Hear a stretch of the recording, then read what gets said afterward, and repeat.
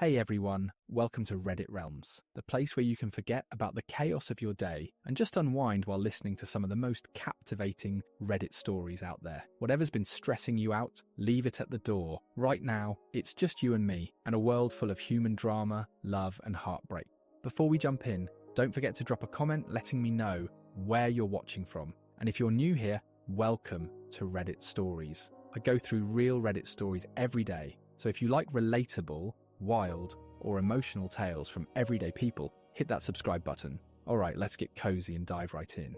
How do I, 27M, get my GF, 24F, to understand that I can't do it all on my own? Me, 27M, and my GF, 24F, have been together for 4 years now. Talks about marriage and kids have been coming up, and well, it's really made me reflect more. A little background. My GF and I got together when I was in college. She had dropped out, but we were both working at a food service place, and she was a manager. We both worked long hours. I'd often work overtime so I could pay for school, and then would hang out after work. A few months into us dating, I graduated. It took me about a year to find work with my degree, but eventually I took a teaching position. And after the first year, I got a different, more high-paying job that was work from home. I've grown significantly in this career, having had 2 raises for each year, first being 13%, the second being 10%, as I'm a top performer. My GF, though, always said she would go back to school, but she never has. She has bounced around food service work and then eventually couldn't handle it mentally anymore, quit. And then me and my family found her a WFH job that pays by the task at 12 LHR.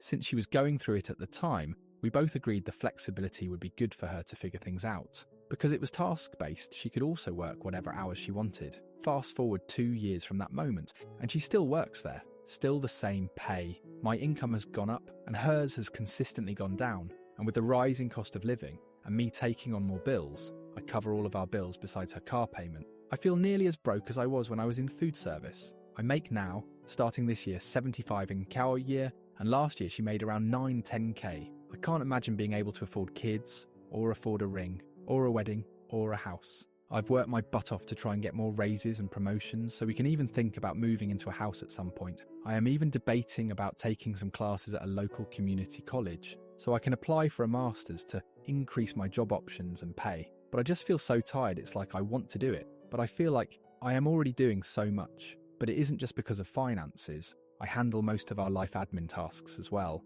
and I try to do sweet things for her, and I just sometimes wish she would do more of that. For instance, 2 days ago, I worked a 15-hour day to try and get a last-minute project done for our executives to present to a high-profile client. I felt so drained, and I still did all of nightly duties, getting coffee for the morning setup, getting the shower prepared. And she asked me if I'd gotten her pajamas, and I said, no, I didn't know what you might want to wear. And maybe I'm making it up in my head, but I'm pretty sure she gave me an annoyed look. She was playing a video game. That day I woke up at 6 a.m. to work out, do some education. I have been trying to study computer science, and then worked. She slept until about 1 p.m. I feel like I have all these goals, and she doesn't have many. Mostly she just wants to get married and have kids, and have a beautiful home. I would like these things too. But I sort of feel like I am the one who is expected to make everything happen. Like I don't feel like we are building a life together, but that I am building a life for her. There are just so many things I feel like I haven't been able to do, because in a way, we've been waiting for her to figure out what she wants.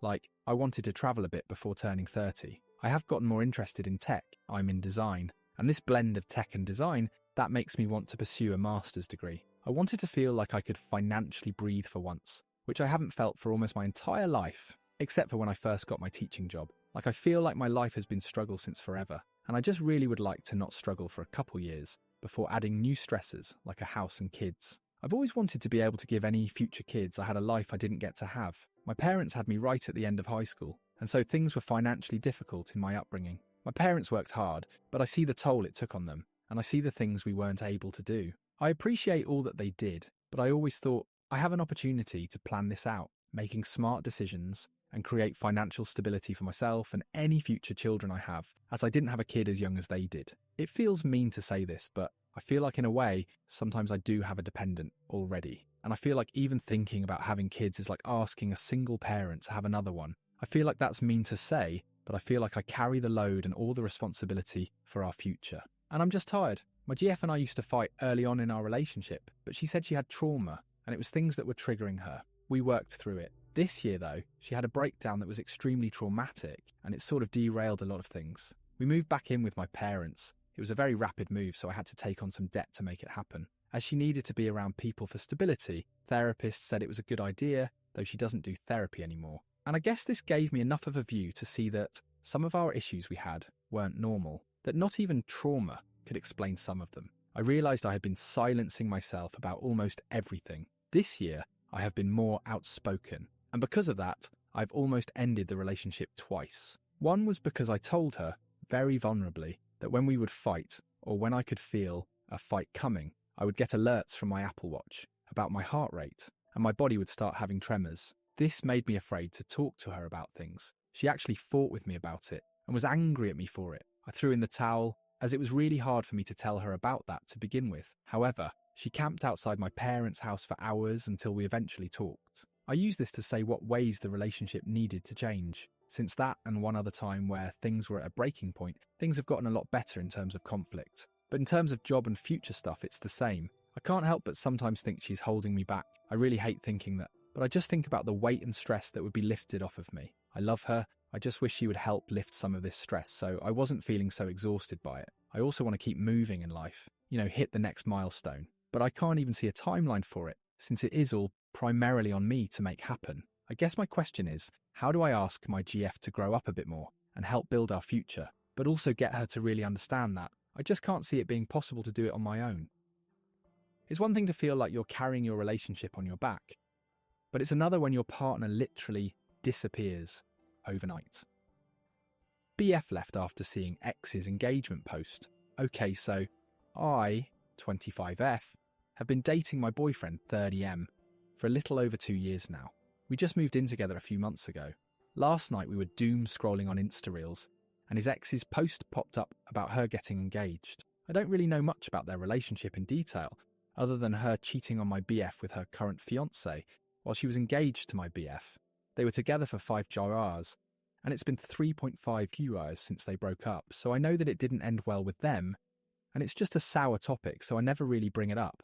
I don't follow her, but she's kind of famous on Insta, as she is a food vlogger, and I watch a lot of that content. That's why she popped up. Anyways, when he saw it, he froze and became tense. I asked him if everything was okay, and he said yeah, but I asked if that he looked tense because of the post. He just brushed it off and rolled over to go to sleep. And then thing is, we didn't even really cuddle when we cuddle, almost every night when going to sleep. I woke up around 2 a.m. and he was gone. Completely gone. He was nowhere in our house. I called him 10, 15 times. No answer. Phone was switched off. I even called one of his friends, and they had no clue where he was. I was thinking of calling his mum, but I knew she would have blown his phone up. So I decided to wait and call my friend. She also suggested to wait a few hours, so I did. Then around 3:30ish, he finally calls me back. I ask him what is he doing, and he just says, "I'm fine, please don't call me right now.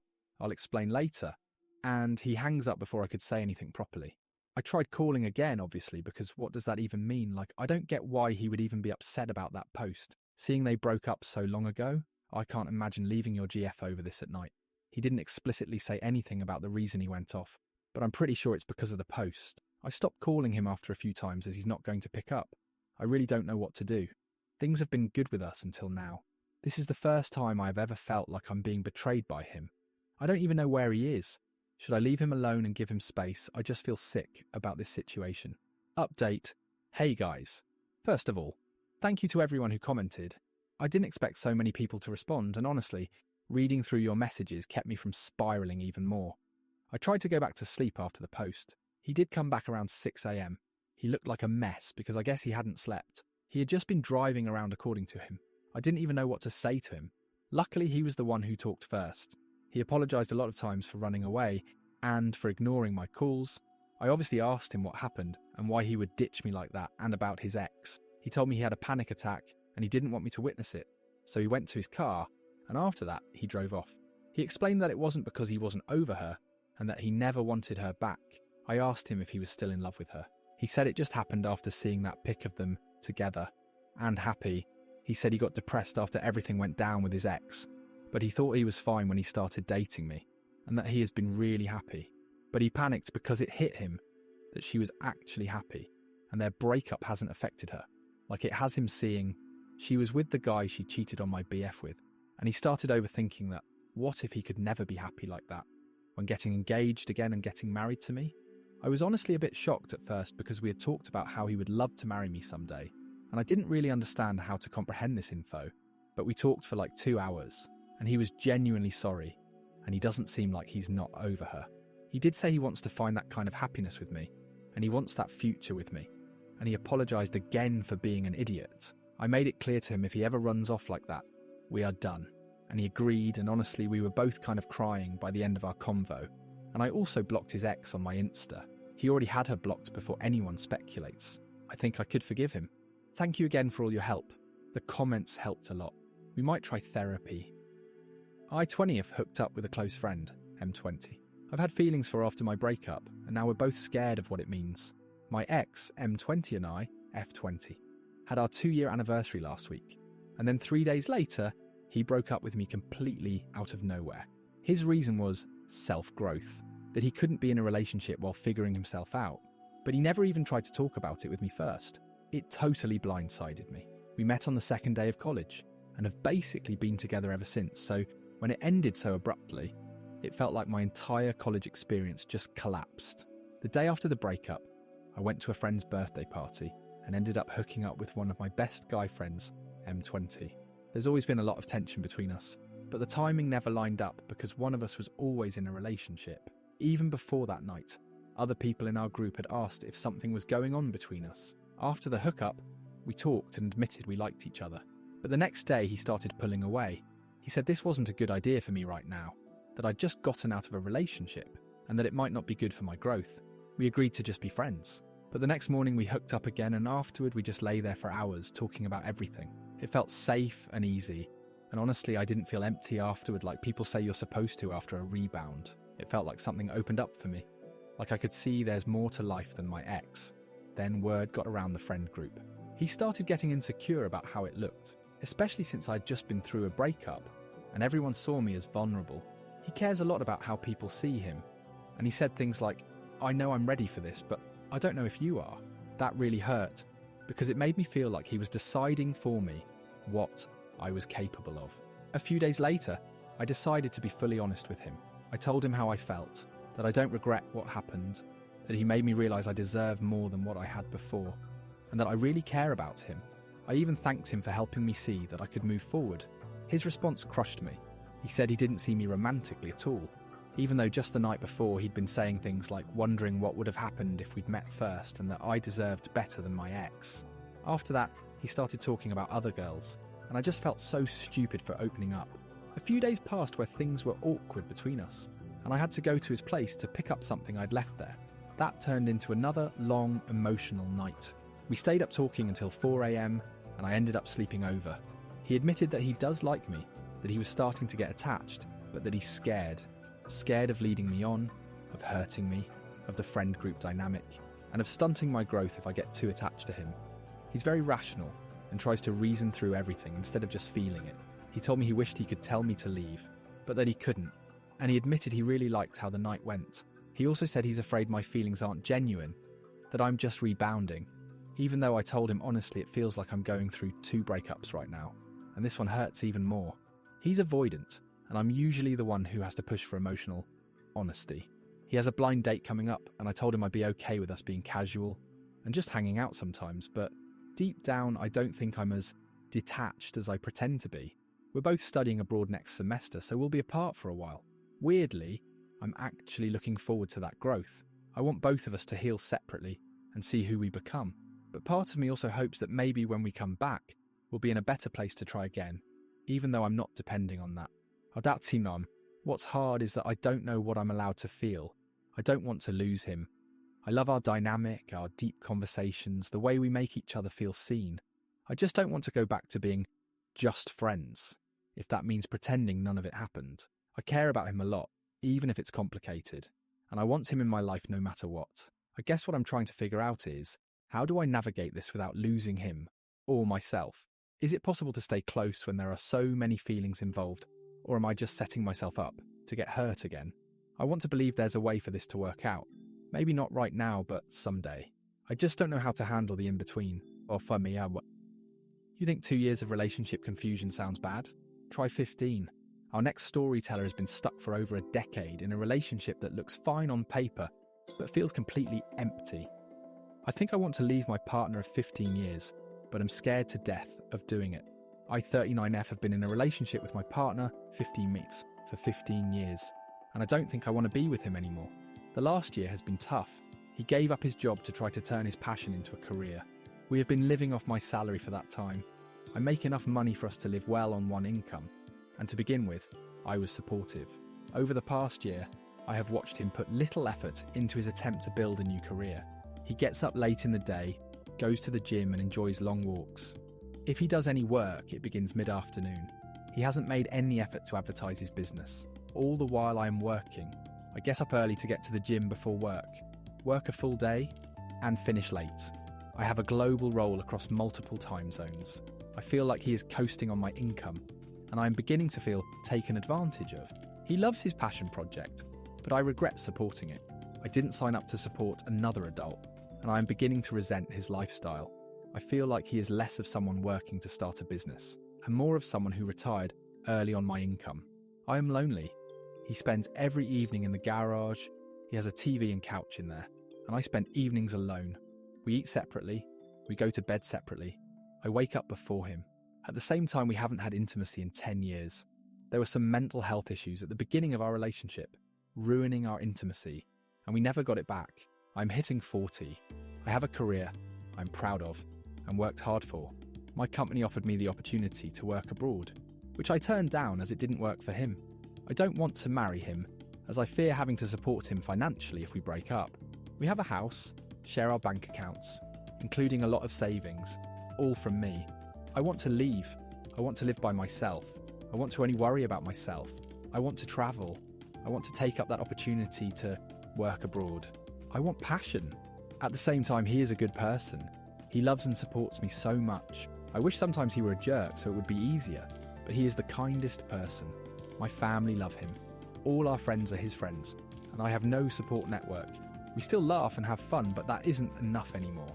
I am scared to death of leaving. I cannot bear the thought of what it means to separate, selling the house, fighting over bank accounts. I worry I will miss him, and I'm scared of what he will do without me.